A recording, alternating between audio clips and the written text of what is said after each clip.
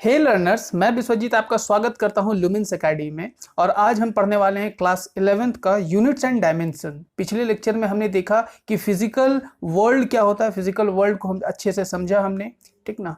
तो उस चैप्टर को पढ़ने से आपको इंटरेस्ट जगेगा एक फिजिक्स के प्रति, लेकिन वो एग्जामिनेशन पॉइंट ऑफ व्यू से उतना इंपॉर्टेंट नहीं है, लेकिन नॉलेज के लिए हमें हर एक चीज़ जानना चाहिए, सीखना चाहिए। तो चलिए आज जो हमारा टॉपिक है उसे हम स्टार्ट करते हैं, जो कि है हमारा क्या है हमारा टॉपिक, यूनिट्स एंड डायमेंशन। तो चलिए स्टार्ट करते हैं यूनिट्स एंड डायमेंशन। अगर हम यूनिट्स एंड डायमेंशन की बात करें, यूनिट्स एंड डायमेंशंस, अब यूनिट्स एंड डायमेंशंस जानने से पहले हमारा ये यूनिट है क्या, ये यूनिट है क्या। यूनिट जानने से पहले हम देख लेते हैं कि हमारा फिजिकल क्वांटिटीज क्या होता है। फिजिकल क्वांटिटीज, फिजिकल क्वांटिटीज के बारे में जानेंगे कि हमारा फिजिकल क्वांटिटीज होता क्या है। तो चलिए देख लेते हैं फिजिकल क्वांटिटीज है क्या। फिजिकल क्वांटिटीज में अगर हम बात करें, पहला बात करें हम मास की। मास हमारा एक फिजिकल क्वांटिटी है जिसको हम मेजर कर सकते हैं, किसमें, केजी में। जैसे कि आप खरीदने जाते हैं, आलू खरीदने जाते हैं या फिर प्याज खरीदने जाते हैं या फिर कोई भी ऐसा सामान खरीदने जाते हैं जिसका मास होता है, ठीक ना। वो मास हमारा एक फिजिकल क्वांटिटी है, और वो अगर हम किसी से मांगेंगे, अगर हम उसको एक्सप्रेस करना है उसके क्वांटिटीज के विषय में, वो कितना क्वांटिटी लेना है, तो वो क्वांटिटी न्यूमेरिकल वैल्यू के साथ एक यूनिट के साथ आएगा, वो है केजी। अगर आप कहीं पे जा रहे हैं कुछ सामान खरीदने, तो आपको कितना सामान चाहिए आपको बताना पड़ेगा कि हमको 3 केजी चाहिए, 4 केजी चाहिए, 5 केजी चाहिए, तो आपको यूनिट बताना पड़ेगा विथ योर नंबर। आपको कितना चाहिए, number shows the quantity, number shows the quantity and unit shows the physical quantity, in which physical quantity we are talking about। कौन से physical quantity के विषय में हम बात कर रहे हैं, यूनिट उस चीज को बताता है। अब केजी बोलेंगे तो आपको क्या पता चलेगा, यूनिट क्या है हमारा, मतलब फिजिकल क्वांटिटी क्या है, मास है। अगर हम केजी बोले तो फिजिकल क्वांटिटी क्या हो जाएगा, मास। अगर हम बोलेंगे मीटर, आपके दिमाग में अगर हम डाल दिए कि है मीटर, तो मीटर किसका ऐसा यूनिट होता है, मीटर यूनिट होता है आपका लेंथ का। किसका यूनिट होता है, लेंथ। क्लियर है, मीटर हो गया लेंथ और मास हो गया, मास का क्या होता है, केजी। तो मीटर हमारा क्या है, यूनिट है। मीटर हमारा क्या है, यूनिट है, किसका है, लेंथ का है। अगर हम बोले कि हमको कपड़ा चाहिए, तो कपड़ा हम लेंथ में लेते, केजी में कपड़ा तो नहीं खरीदते हैं, वेट के हिसाब से तो कपड़ा नहीं खरीदते, हम कपड़ा किस में खरीदते हैं, मीटर में खरीदते हैं। तो हमारा लेंथ के हिसाब से हम कपड़ा खरीदे, तो लेंथ हमारा क्या हो गया, लेंथ हमारा हो गया फिजिकल क्वांटिटी। क्लियर है, लेंथ हमारा फिजिकल क्वांटिटी हो गया। अब इसके विषय में तो जान लिए कि unit and dimension, mass, meter हो गया। अब एक और फिजिकल क्वांटिटीज के बारे में बात करते हैं, जो कि है हमारा टाइम। क्या हमारा टाइम, टाइम का क्या होता है, सेकेंड। सेकेंड से क्या पता चलता है कि हम कितना समय हुआ, ठीक ना। सेकेंड होता है, मिनट होता है, यूनिट, ठीक ना। फिर से आपका आवर होता है, ठीक है, ढेर सारा यूनिट होता है। उसी तरह से यहाँ पे मीटर होता है तो किलोमीटर भी होता है, सेंटीमीटर भी होता है, मिलीमीटर भी होता है, और मास का केजी होता है, तो ग्राम होता है, पाउंड होता है, ठीक है। और भी ढेर सारे फिजिकल क्वांटिटीज होते हैं, ठीक है, उसके विषय में हम लोग बाद में बात करेंगे। तो फिलहाल हम यहाँ पे केजी ही लिखे, यहाँ पे मीटर ही लिखे, और यहाँ पे हम सेकेंड ही क्यों लिखे, क्योंकि ये सब हमारा एसआई यूनिट है। क्या है हमारा, एसआई यूनिट। अब एसआई यूनिट होता क्या है, एसआई यूनिट का मतलब होता है, एसआई यूनिट ये वर्ड आया हुआ है एक जर्मन कॉन्फ्रेंस से, ठीक ना। जर्मनी में एक कॉन्फ्रेंस हुआ था, इंटरनेशनल लेवल का कॉन्फ्रेंस हुआ था relating to weight and measurement, ठीक ना। तो उस कॉन्फ्रेंस में एक डिसाइड किया गया था एसआई यूनिट। तो पूरे वर्ल्ड में जितने भी यूनिट है वो इसी एसआई यूनिट से यूज किया जाएगा। पूरे वर्ल्ड में जितने भी हैं वो एसआई यूनिट से ही डिसाइड किया था। एसआई का जर्मनी में ही नाम बोला गया था सिस्टमे इंटरनेशनल। ये होता है सिस्टम, SYS, सिस्टमे इंटरनेशनल। लेकिन अगर हम इंग्लिश में बोले तो इंटरनेशनल सिस्टम ऑफ यूनिट्स है। ये क्या है, इंटरनेशनल सिस्टम ऑफ यूनिट। अब वर्ल्ड का जो इंटरनेशनल सिस्टम बनाया गया है वो एसआई यूनिट ही होता है हमारा, ठीक है। तो चलिए बात कर लेते हैं हमारा, अब तो यहाँ तक तो समझ में आ गया होगा आपको, ठीक है। अब नेक्स्ट पेज में हम देखते हैं कि नेक्स्ट पेज में हम लोग को पढ़ना क्या है। अभी तक तो जो पढ़े क्लियर है कि यूनिट क्या होता है, ठीक ना। तो यूनिट 2 पार्ट में डिवाइडेड है, ठीक ना। मतलब फिजिकल क्वांटिटी, यूनिट तो हम लोग कैसे किसी भी फिजिकल क्वांटिटी का होता है, तो अब फिजिकल क्वांटिटी क्या क्या होगा हमारा? फिजिकल क्वांटिटी भी दो तरह का होगा। क्वांटिटीज के बारे में बात कर लेते हैं। पहला होता है हमारा फंडामेंटल क्वांटिटीज, फंडामेंटल क्वांटिटीज, और दूसरा होता है हमारा derived quantities, derived quantities. Fundamental quantities की अगर हम बात करें, जैसे कि हमारा है फंडामेंटल क्वांटिटीज। फंडामेंटल मतलब कि वर्ड से ही पता चलता है बेसिक बात किया जाएगा। हमारे पास कुछ फंडामेंटल क्वांटिटीज है, उन फंडामेंटल क्वांटिटीज को यूज करके हम लोग जो क्वांटिटीज बनाते हैं, यूज करके जो क्वांटिटीज बनाते हैं वो डेराइव्ड क्वांटिटीज है, ठीक ना। फंडामेंटल क्वांटिटीज को यूज करेंगे, फंडामेंटल क्वांटिटीज को यूज करके क्या बनाएंगे? डेराइव्ड क्वांटिटीज बनाएंगे। तो फंडामेंटल क्वांटिटीज है क्या? अब इससे पहले तो जानना पड़ेगा ना फंडामेंटल क्वांटिटीज हमारा है क्या। तो चलिए देख लेते हैं हमारा पहला फंडामेंटल क्वांटिटीज होते कितने हैं। अगर हम फंडामेंटल क्वांटिटीज के बारे में बात, इस सबको कॉपी में नोट करते हुए चलिएगा। फंडामेंटल क्वांटिटीज के बारे में बात करते हैं। फंडामेंटल क्वांटिटीज, अगर हम फंडामेंटल क्वांटिटीज के बारे में बात करें, ठीक है, तो ये क्या है हमारा फंडामेंटल क्वांटिटीज? फंडामेंटल क्वांटिटीज आपका हो जाएगा, इस चीज को समझिएगा। पहला जो फंडामेंटल क्वांटिटीज है हमारा, वो है हमारा मास, ठीक है। हमारा 7 फंडामेंटल क्वांटिटीज होता है। अगर फंडामेंटल क्वांटिटी के बारे में बात करें, कितना होता है हमारा फंडामेंटल क्वांटिटी? आपका 7 होगा, ठीक ना। और 7 का नाम हम लिखते हैं। पहला मास है, ठीक है। दूसरा हो जाता है हमारा लेंथ, तीसरा हो जाएगा हमारा टाइम, चौथा हो जाएगा टाइम के बाद क्या हो जाएगा? करंट लिख देते हैं, करंट, इलेक्ट्रिक करंट। पांचवा लिख देते हैं हम लोग टेम्परेचर, टेम्परेचर। छठा लिख देते हैं amount of substance, amount of substance. और सातवां लास्ट है हमारा, लास्ट हम लिख देते हैं ल्यूमिनस इंटेंसिटी, ल्यूमिनस इंटेंसिटी। अब इनके विषय में जान लेते हैं ये सब है क्या। जैसे कि पहला तो मास हो गया, दूसरा लेंथ, तीसरा टाइम, ये ठीक है। 7 फंडामेंटल क्वांटिटीज, और साथ ही साथ सबका डायमेंशंस भी लिखते हुए चलेंगे। फंडामेंटल क्वांटिटीज है और यहाँ पे हम लिख देते हैं, ये तो हमारा फिजिकल क्वांटिटीज है। फंडामेंटल क्वांटिटीज बोलिए या fundamental physical quantity, physical quantities, fundamental physical quantities है ये, ठीक है। और यहां पे लिखते हैं हम लोग डायमेंशंस, ठीक है। तो मास का डायमेंशन क्या हो जाएगा? m, ठीक है। लेंथ का लिख देते हैं l, m, मास का m, लेंथ का l। टाइम का लिख देते हैं t। ये ब्रैकेट जरूर दीजिएगा, ब्रैकेट नहीं दीजिएगा तो सब गड़बड़। ब्रैकेट ही बताता है डायमेंशन ऑफ मास। ये ब्रैकेट m का मतलब होता है dimension of mass, bracket l का मतलब होता है डायमेंशन ऑफ लेंथ, और ब्रैकेट t का मतलब होता है डायमेंशन ऑफ टाइम। उसी तरह से यहाँ पे करंट का बात करेंगे तो करंट में हम लोग a भी लिखते हैं, ये डायमेंशन ऑफ करंट, या फिर बहुत कोई I भी लिखते हैं, ठीक है, डायमेंशन ऑफ करंट। और उसके बाद टेम्परेचर का K, dimension of temperature K होता है, क्यों? K for kelvin. और यहाँ पे करंट का एम्पियर होता है। अब यहाँ पे A लिखे कि I लिखे, यहाँ पे आपको कंफ्यूजन हो जाएगा। यहाँ करंट में, करंट के विषय में अगर बात करें तो यहाँ पे A लिखे कि I लिखे, आपको कंफ्यूजन हो सकता है। तो हम बोलेंगे A ही लिखिए, क्योंकि यूनिट ऑफ करंट A होता है तो A ही लिखिए, ठीक ना। हम भी आगे जाके A ही लिखेंगे तो बेटर रहेगा करंट का A ही लिखना। और टेम्परेचर का क्या हो जाता है? K, ठीक है। अमाउंट ऑफ सब्सटेंस हो जाता है मोल, MOL लिख के ब्रैकेट में डाल देंगे, ये डायमेंशन है, ठीक है। और ल्यूमिनस इंटेंसिटी का होता है कैंडेला, तो इसको लिखते हैं CD। स्पेलिंग यहाँ कैंडेले का हो जाएगा कैंडेला, ठीक है। और इसका यूनिट्स भी सबका लिख ही देते हैं। डायमेंशन जब लिख दिए तो साथ ही साथ यूनिट भी किसका क्या होता है, यूनिट्स भी लिख देते हैं। यहाँ पे मास का यूनिट हो जाएगा kg, ठीक है। लेंथ का मीटर, टाइम का सेकेंड, और यहाँ पे करंट का एम्पियर, एम्पियर हो जाएगा करंट का। टेम्परेचर का क्या हो जाएगा? केल्विन, ठीक है।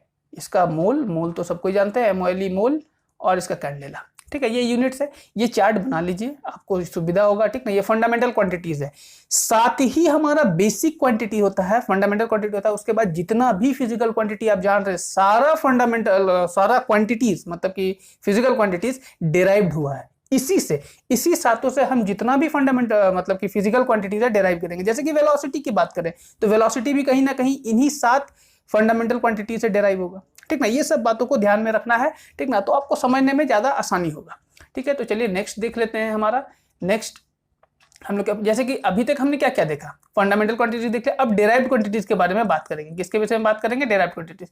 तो चलिए देख लेते हैं। अगर हम डिराइव्ड क्वांटिटीज की बात करें तो आइए देखते हैं हमारा डिराइव्ड क्वांटिटीज है क्या। डिराइव्ड क्वांटिटीज के बारे में अगर हम बात कर लेते हैं तो पहला अगर हम बात करते हैं फिजिकल क्वांटिटीज का, तो पहला फिजिकल क्वांटिटी में हमारा आएगा डिस्टेंस और डिस्प्लेसमेंट। लिख देते हैं डिस्टेंस और नहीं, डिस्टेंस और डिस्प्लेसमेंट तो अलग अलग चीज है, लेकिन हम साथ में ही लिखते हैं, पता चल जाएगा क्यों। डिस्प्लेसमेंट, ये डिस्टेंस ये डिस्प्लेसमेंट, क्या दोनों ही लेंथ नहीं है? तो अगर इनका डायमेंशन हमको लिखना होगा तो इनका डायमेंशन का अगर हम बात करेंगे, डायमेंशन कैसे लिखा जाता है, तो डिस्टेंस और डिस्प्लेसमेंट का डायमेंशन क्या हो जाएगा? सिर्फ l, ये दोनों है क्या? लेंथ। l लिखिए और ज्यादा बेटर रहेगा हम लोग इसको mlt के फॉर्म में लिखना, mlt।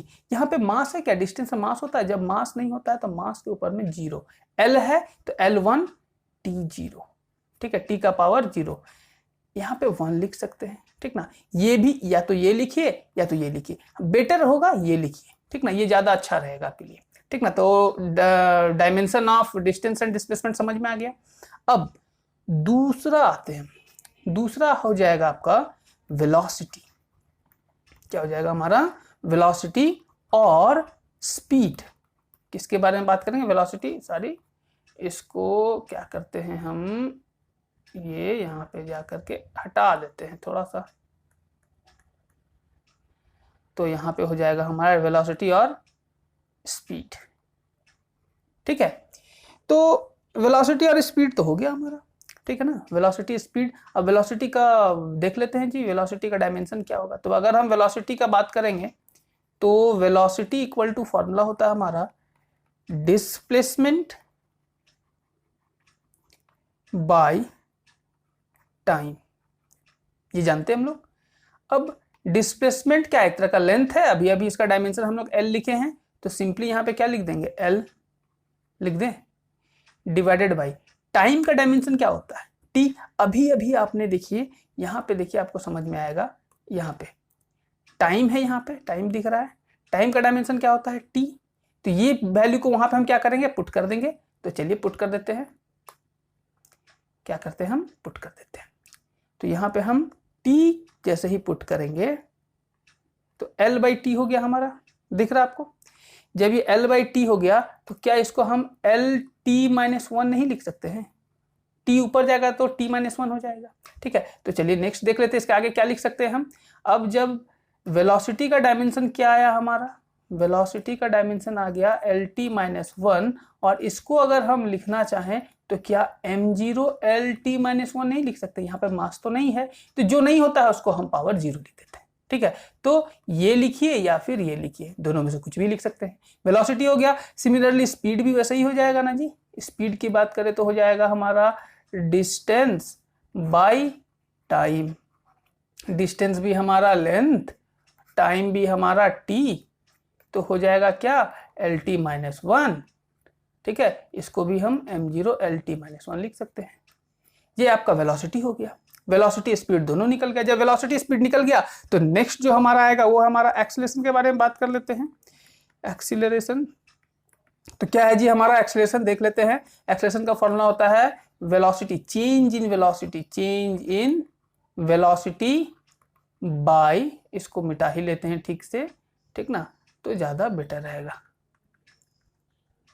Change in velocity by time लिखेंगे, change in velocity by time, ठीक है। चेंज इन वेलोसिटी मतलब वेलोसिटी जो रहेगा वही तो चेंज इन वेलोसिटी, उसका भी तो डायमेंशन बदलेगा थोड़ी ना, जोड़िए या घटाइए डायमेंशन थोड़ी बदलेगा, वो तो डायमेंशन यूनिट से निकलता है। ठीक ना। तो ये आपका पता चल गया। और चेंज इन वेलोसिटी हो जाएगा आपका LT माइनस 1, क्योंकि वेलोसिटी का क्या होता है, जो वेलोसिटी का यूनिट होगा वही हमारा डायमेंशन होगा, जो वेलोसिटी का वही हमारा चेंज इन वेलोसिटी का भी होगा। टाइम का हो जाएगा T, ठीक है। ये T फिर ऊपर जाएगा तो इसको हम क्या लिख सकते हैं, LT माइनस 2। तो एक्सेलरेशन का क्या आ गया, डायमेंशन LT माइनस 2। इसको यहां भी मास नहीं है तो इसको क्या हम ऐसे नहीं लिख सकते हैं, m0 LT माइनस 2। क्लियर है कि नहीं, इसको ऐसे भी लिख सकते हैं। तो एक्सेलरेशन भी आपको पता चल गया। तो जब आपको एक्सेलरेशन पता चल गया तो नेक्स्ट जो हमारा होगा वो देख लेते हैं मोमेंटम, ठीक है। मोमेंटम भी आप क्लास 9th में तो पढ़े ही होंगे, तो चलिए मोमेंटम देख लेते हैं। मोमेंटम क्या होता है हमारा, मोमेंटम का फॉर्मूला होता है हमारा मास इनटू वेलोसिटी। और मास हमारा क्या है, फंडामेंटल क्वांटिटी है ना जी, हम लोग कभी भी पढ़े 7 फंडामेंटल, मास हमारा फंडामेंटल क्वांटिटी। तो m, वेलोसिटी क्या हो जाएगा LT माइनस 1, ठीक है। मल्टीप्लाई करेंगे तो क्या हो जाएगा MLT माइनस 1। मोमेंटम निकल गया। जब हमारा मोमेंटम निकल गया तो हम एक और फिजिकल क्वांटिटी देख लेते हैं, हमारा इम्पल्स। इम्पल्स की बात करें तो इम्पल्स होता है हमारा change in momentum. Change in momentum ही हमारा इम्पल्स होता है, ठीक है। तो चेंज इन मोमेंटम जैसे कि हम लोग देखे थे यहाँ पे प्रीवियस पेज की अगर हम बात करें तो प्रीवियस पेज में हमने क्या देखा, देखिए यहाँ पे प्रीवियस पेज में हमने क्या कहा था, चेंज वेलोसिटी को ही चेंज इन वेलोसिटी कहा था। यहाँ पे वेलोसिटी है, वेलोसिटी और चेंज इन वेलोसिटी हमारा सेम था। उसी तरह से यहाँ पे हमारा मोमेंटम, जो आपको मोमेंटम दिख रहा है, मोमेंटम और चेंज इन मोमेंटम भी सेम हो जाएगा ना जी, हो जाएगा। इसीलिए इंपल्स का भी डायमेंशन MLT माइनस 1, इंपल्स का भी डायमेंशन यही हो जाएगा। क्लियर। अब मोमेंटम इंपल्स निकल गया। अब चलिए नेक्स्ट हम लोग देख लेते हैं, नेक्स्ट क्या है हमारा, नेक्स्ट होगा हमारा फोर्स।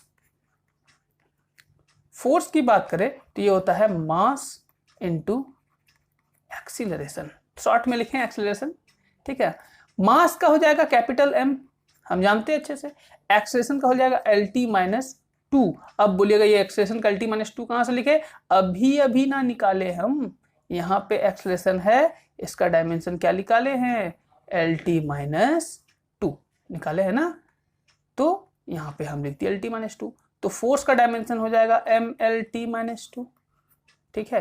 अब एक आप खुद से ट्राई कीजिए तो वर्क डन का क्या हो जाएगा, वर्क डन इक्वल टू हो जाएगा फोर्स इनटू डिस्प्लेसमेंट।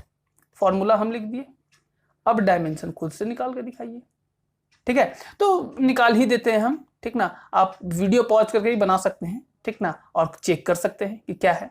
तो जैसे कि फोर्स है आपका MLT माइनस 2, ठीक है, और L ये हो जाएगा आपका ML स्क्वायर T माइनस 2। तो ये आपका क्या किसका आ गया, वर्क डन का आ गया। वर्क डन का डायमेंशन ML2 T माइनस 2, ये आपका डायमेंशन वर्क डन का आ गया। इसी तरह से ढेर सारा डायमेंशन है जिसका आपको मतलब फिजिकल क्वांटिटी है, ढेर सारा फिजिकल क्वांटिटी है जिसका हमको डायमेंशन निकालना है। तो चलिए डायमेंशन निकालेंगे हम, कुछ फिजिकल क्वांटिटी दे देते हैं, आप घर से बना के रखिएगा, ठीक है, और कमेंट में लिखिएगा। जैसे कि अगर हम यहाँ पे देखते हैं, यहाँ पे दे देते हैं, पहला बनाइएगा, वर्क डन तक तो हम लोग पढ़ लिए, और भी फिजिकल क्वांटिटीज होते हैं। जैसे कि अगर हम बात करें आपका हो जाएगा जैसे कि चार्ज, चार्ज का डायमेंशन निकाल के दिखाइए, ठीक है। पोटेंशियल का डायमेंशन निकाल के दिखाइए, इलेक्ट्रिक पोटेंशियल या पोटेंशियल जो भी निकालिए, ये इलेक्ट्रिक पोटेंशियल ही है। पोटेंशियल का मतलब इलेक्ट्रिक पोटेंशियल के बारे में बात करेंगे, ठीक है। ये यूज़ कीजिएगा, वर्क डन बाय चार्ज का फॉर्मूला निकल जाएगा, ठीक है। और तीसरा हम दे देते हैं, आप निकाल के दिखाइएगा, रेजिस्टेंस का डायमेंशन निकाल के दिखाइएगा, ठीक है, रेजिस्टेंस का डायमेंशन निकाल के दिखाइएगा।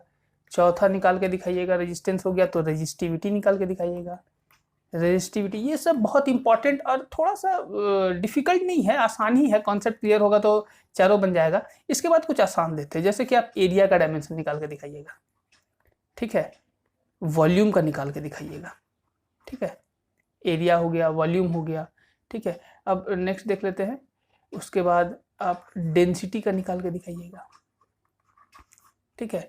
उसके बाद आप निकाल के दिखाइएगा, डेंसिटी हो गया आपका। आप निकालिएगा ऑप्टिकल डेंसिटी, ऑप्टिकल डेंसिटी का निकाल के दिखाइएगा डायमेंशन, ठीक है। उसके बाद आप रिफ्रैक्टिव इंडेक्स का निकाल के दिखाइएगा, रिफ्रैक्टिव इंडेक्स का निकाल। ये सारे फिजिकल क्वांटिटी आप पढ़े हुए हैं इसीलिए हम दे रहे हैं 8। और भी हो जाएगा आपका रिफ्रैक्टिव इंडेक्स हो गया।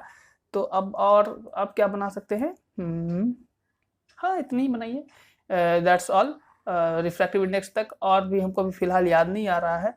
जैसे कि अगर हम बात करें, हाँ इसके बारे में फ्रीक्वेंसी का निकाल के दिखाइएगा, फ्रीक्वेंसी तो पढ़े ही हुए हैं, ठीक ना। उसके बाद 9 नंबर में एंगुलर एक्सीलरेशन का निकाल के दिखाइएगा, ठीक ना। उसके बाद 10 नंबर में एंगुलर वेलोसिटी निकाल के दिखाइएगा, ठीक है। और किसका किसका डायमेंशन मिलता है वो सब भी लिख के दिखाइए। ये 10 लिखिएगा, ये बहुत ही इंपॉर्टेंट है, ठीक ना। तो थैंक यू, नेक्स्ट वीडियो में मिलते हैं और भी नए टॉपिक्स के साथ, और भी नए डायमेंशंस के साथ, और भी नए कॉन्सेप्ट के साथ। तो देखते रहिए ल्यूमेंस एकेडमी। Thank you.